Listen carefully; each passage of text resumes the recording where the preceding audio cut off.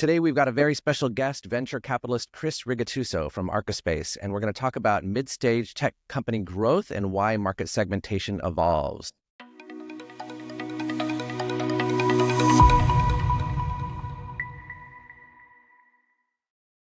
Welcome to BeyondSaaS, Chris. Before we jump in, have you got a golden nugget for us today? Yes, my golden nugget, which I'll come back to later, is that CRM, customer relationship management, is a simple starting point for any startup. However, as we'll see, it evolves and becomes much bigger as the company grows and learns things about its customers and its products.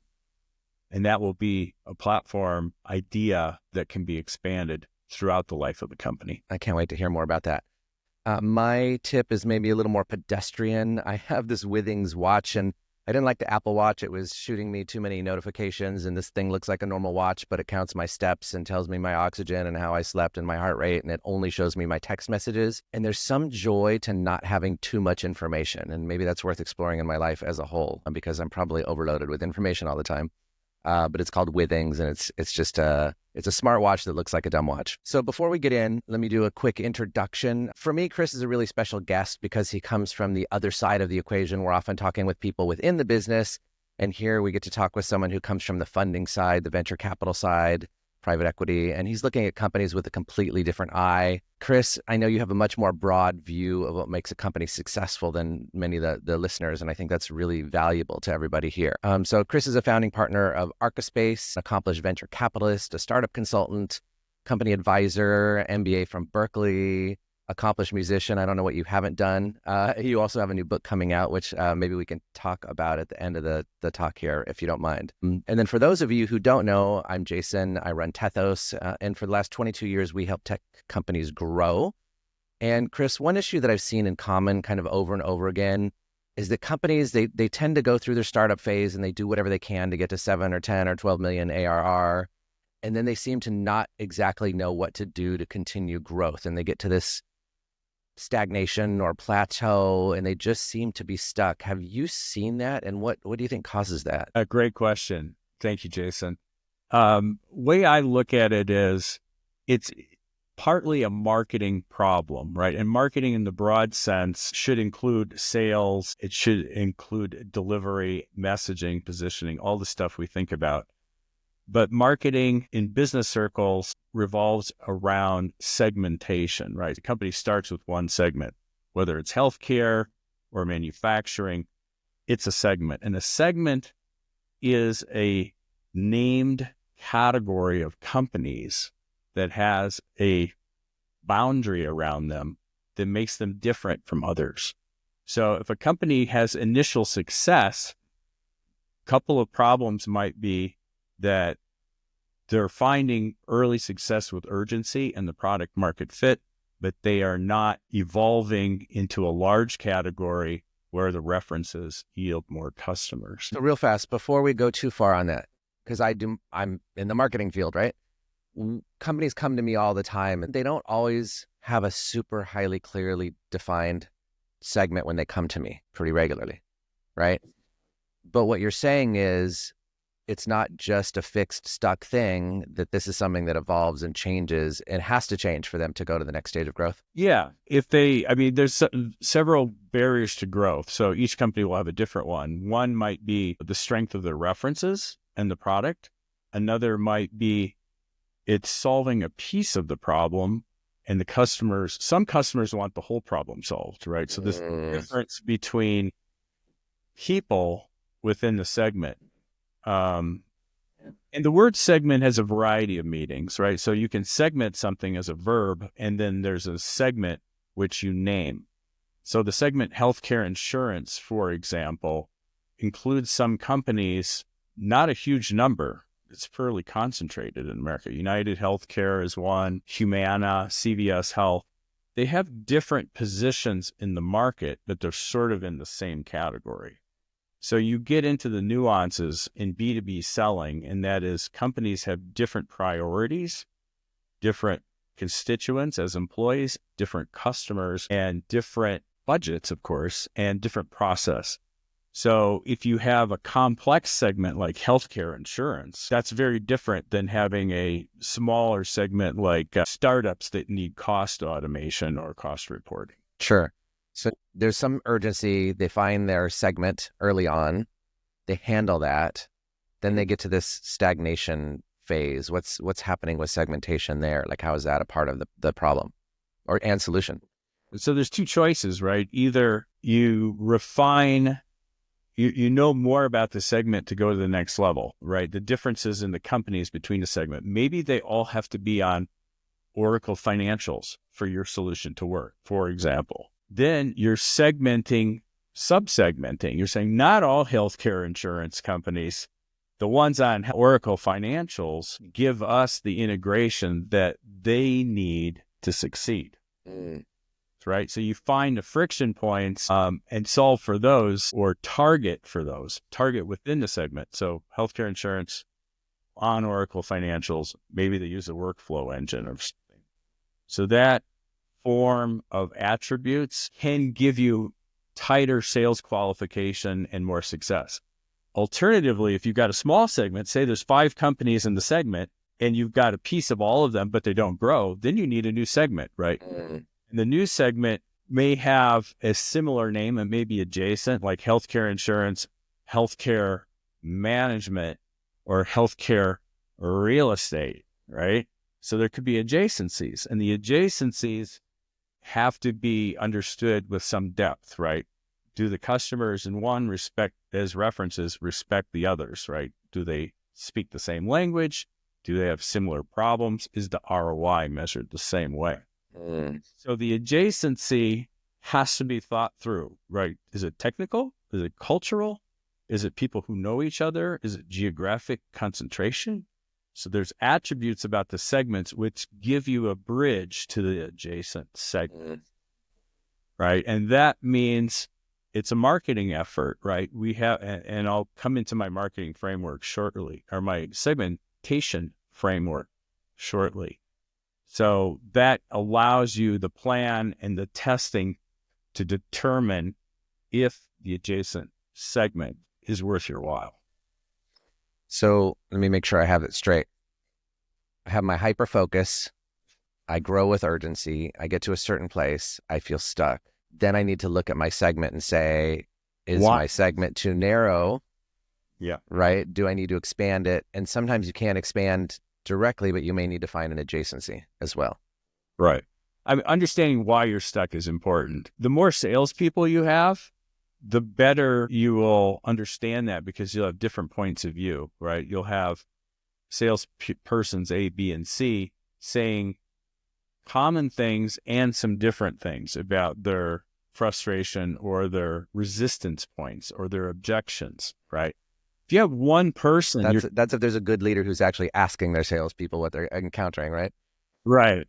If there's only one person telling you we're stuck in sales, it could be that the person is stuck himself or herself. So right. That's right. So segments. So let's talk about the 6 levels in what I call a segmentation sort of drill down. Cool. Does that make sense? Yeah. First of all, the segments, they may be completely distinct, right? Like red and blue, but they may have some overlap, like healthcare. Some companies do healthcare insurance and healthcare facilities, Kaiser Permanente being one of them, right? Mm-hmm. And some do just healthcare insurance and no facilities, like Aetna, Blue Cross Blue Shield. So same segment, but they have different subsegments, right? So there's nuance into what people, assets, and products they have. So understanding that, is the segment separable, right? Is it a well-defined boundary around the edges, right? Number one. Number two, is it quantifiable? In other words, I can count how many companies are in that. If they're publicly traded, I can add up the revenue within them.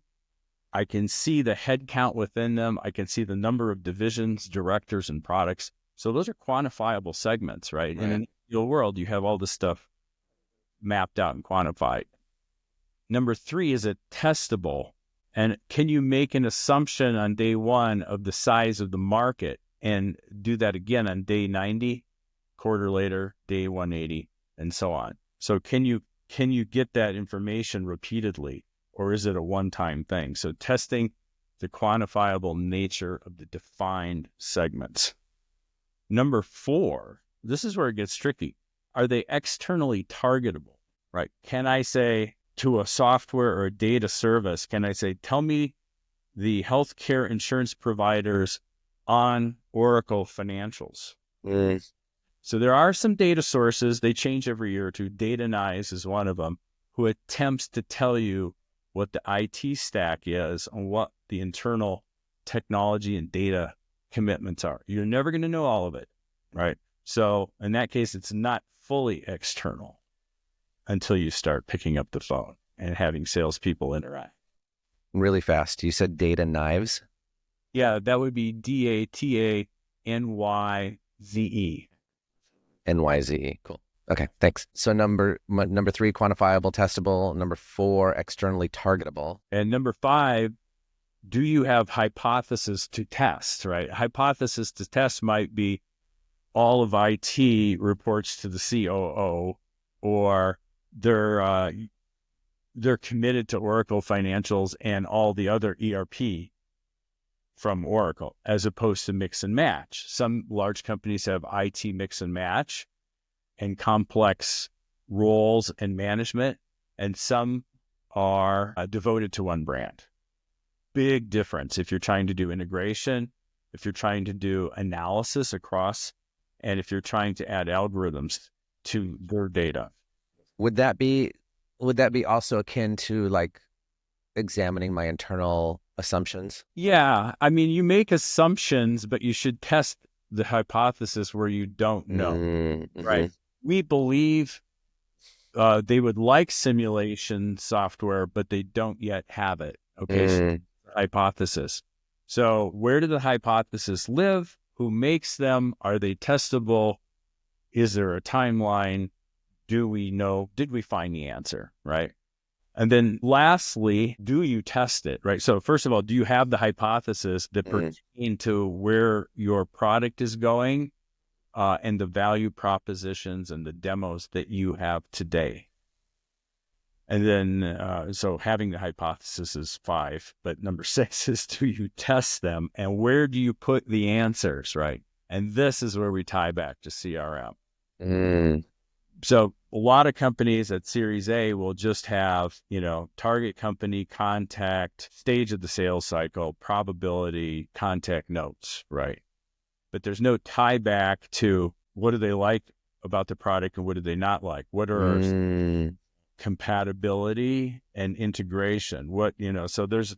I love that. So when you're gathering data on your company, if you actually keep and track what's valuable about you, what they like about you, what they need about you, and what they don't, then over time you can actually figure out what's going on. Yeah. And it takes a careful evolution of the CRM data model because it can get unwieldy and you have differences in user behavior on who fills in and who ignores, right? And this is where sales management comes in. So it's called CRM hygiene sometimes, which is, do you brush your teeth every day or twice a day? These kind of things is a behavior. But what happens is the more consistency and repeatability you have in the CRM, even with 2 or 3 salespeople, the better aligned you are with product and go-to-market decisions. And when you're, reaching the end of your growth in any given segment, and it's time to evaluate the next one. So 2 things. I really want to talk about this in kind of a fictional example to see how it might work, right? And how people can apply it. But I also want to know, like, when you're coming in and you're evaluating a company for potential funding, is this something you're going to look at? Are you going to check out their data collection and their CRM and see what they know in this way? The really good companies tend to have that. They tend to say, here's where we're at, and this is, let's say, month 1 of due diligence. And then in month 2 or 3, when due diligence is getting deeper and further along, they'll say, here's where we are now. You notice that here's a screenshot of where we were. This is live, by the way. If you can show it live, with confidence and show the change month over month and the new additions and the old deletions, whatever, you start to gain credibility. And that's what leads to investor confidence, right? Everybody can make a slide. Everybody can make a pitch deck. Everybody can download stuff, use ChatGPT and fill out stuff. But when you show it live and you can drill down live, you're giving a demo of your business, and that is strong. Amazing. So do you have time to give us kind of a model? You're walking into a new company and you want to see how's their segmentation process looking. How might you look at this in a real life area? And then where would you tell them to improve usually? It's a good question. One of the important things, due diligence and investing is a whole different thing than market segmentation, but it touches there. It touches on the topic. If the company has, most of the companies I talk to are seed to Series A or Series A to B these days. Now have done some Series C and Ds and so on. But usually they're still in their first segment and they haven't hit a plateau. In fact, they're waiting for the knee in the curve, right? They've got reference customers, they've got a story, and they've got a primary segment, right? So that's the typical case that I see. So the depth at which they define the segment, the needs, and their customer references bear that out, right? The customer references are the third-party evidence. Company is first-party claims and maybe evidence. So the difference is if the reasons they targeted and their ideal customer profile and their user behavior and their customer value proposition are shown solid and match their live demo a week or two later, the customer deep dive one-on-one with the investor and the customer will explore how and why that happened and what did the customer do before and why were they in need of this new thing and how did they find it and why did they use it on a daily or weekly basis. So those things tie together, right? It's kind of like witnesses in a court trial. If the witness tells you with no hesitation all the details that you want to hear and that match the investor presentation from the company, from sales, from marketing, from operations, from CEO, then you got something. You're going to this level. But there's several ways for that to fail. I love that analogy of like the witness in the court, right? And just like you said, anybody can show up with a great deck. Yeah. Pitch deck is just the outer garments, right? When you on your first date, does she look good? Does he look good? That's the outer garments. That's the pitch deck. Everything else is depth. Which comes from actually talking with the customers and seeing how that works. Yeah. And several of the management team and sometimes the staff within the startup as well, right? So you look for coherence, you look for depth, you look for trust and respect between the people.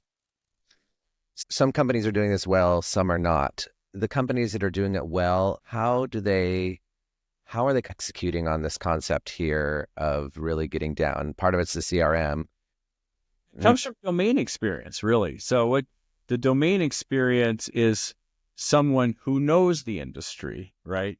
Has sold to them before or used to be on the other side of the fence, right? If you have hired someone from healthcare insurance who's technical and has seen the problems from within, then you have added domain experience to the company. So you have context, you have contacts, right? Rolodex.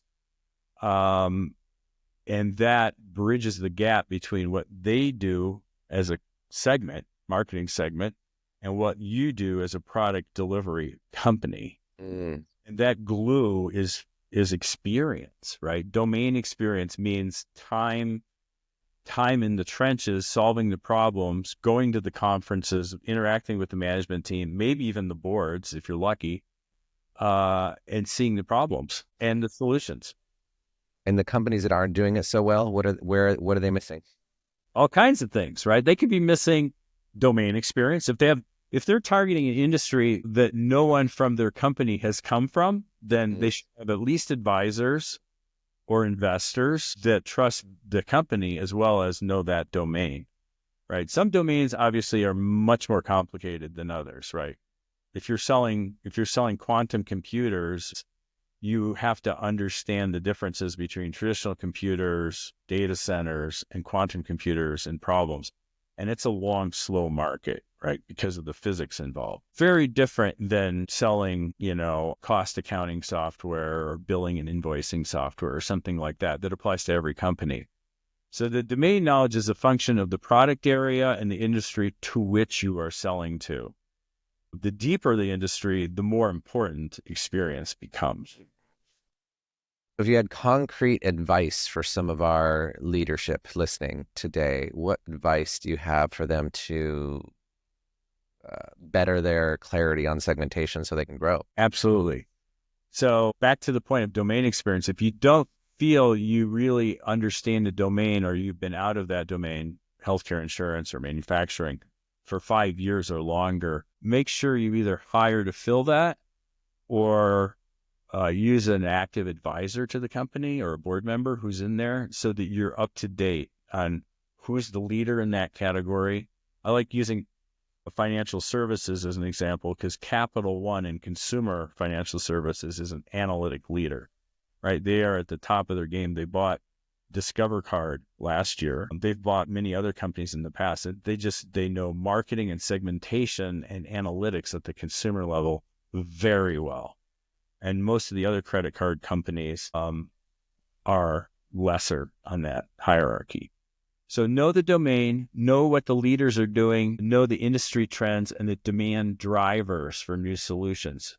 Change in government, change in compliance, change in interest rates, whatever they are. There's a million things, right? So domain expertise, number one, that helps with go-to-market, whether it's marketing, sales, or product, but it also gives you credibility to the customers. Put them on the call and engage the customer with your domain expert. So that's number one. Number two is, all companies in Series A land start small and simple with the CRM, and that's great.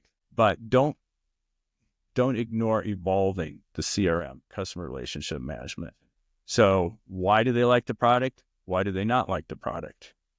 Who do they think is the ultimate decision maker, the buyer? And maybe that changes throughout the sales cycle, right? There's a lot of attributes about the relationship that are ignored until you get to Series C when you have a data analyst running your CRM and your analytics. But you can incrementally adjust what you record and how you record it so that product people, marketing people, and salespeople are on the same page throughout the sales cycle, and they can predict when problems and frictions are happening. Before we jumped on the call, you had a rope analogy. Do you want to share that one? Oh, yeah. So CRM is a tool, right? And rope is a tool.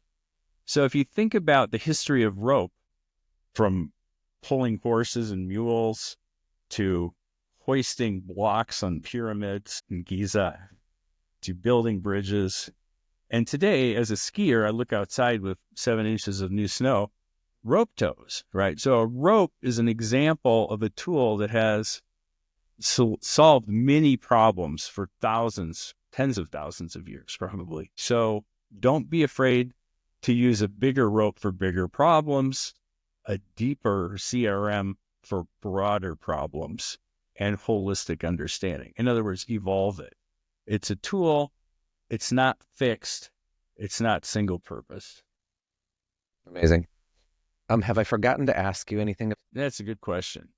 There's many forms of segmentation. We've touched on some examples, right? The most simple one, the industry name or the National Association of Industry Codes, right? So there's a code. But those things ignore lots of nuance. We talked about some of them. So companies, the larger the company is, the more nuanced the ingredients of people, technology, products, and services. So start simple with segmentation, but as you learn more and you hit barriers, go to that next level. We talked about the framework. So there's technographic data. What do they use? What data do they rely on? How much of it's internal? How much of it's external? There's demographic data for their constituents and their customer base that they may use as part of their analytic decision making. Capital One's a great example. There's psychographic data, there's behavioral data, and then there's the intention of the company. Do they seek to be the low-cost provider? Do they seek to be the premium brand Tiffany's, if you will? Mm-hmm. Right. So all these factors, and there's many more, there's probably 100, give or take, are possible. But depending on your product category and the sales cycle and the demo and the value proposition, you pick the ones that make most sense. Does it integrate? Is it high performance? Is it easy to use? Do the right users actually work in that company, whether they're accountants, finance, or data scientists, right? So the ingredients of the people, the ingredients of the technology, the data, so on.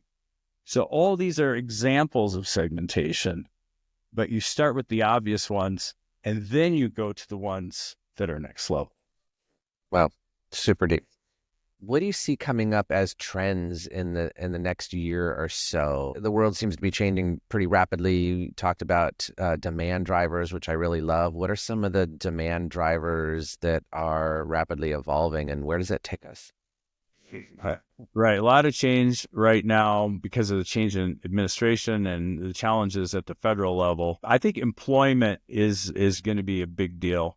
Not just because of federal government changes that we hear about on the news, but because of this creeping AI, right? It's getting a little bit wider, deeper, and more competitive.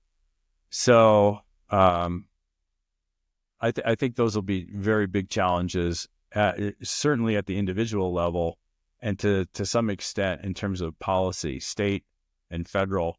I think the states are also, the state governors with their various agendas are some in support and some in defense of what's going on at the federal level, will create ripple effects that are different per state.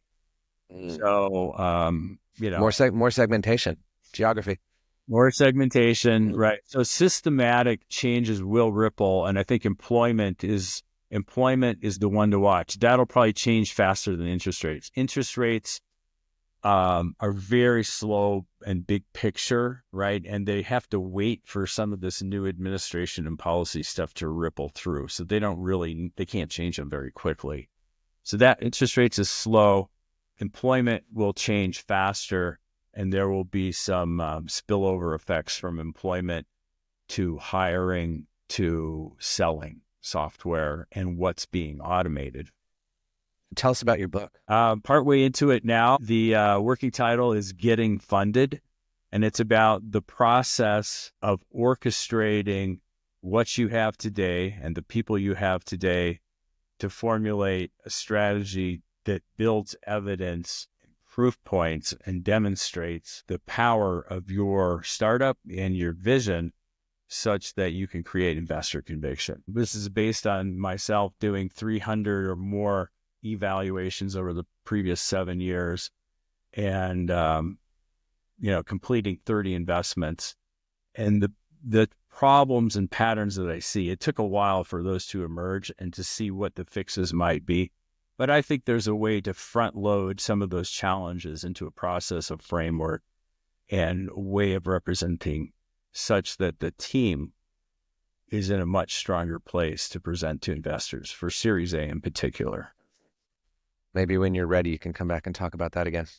Happy to. All right.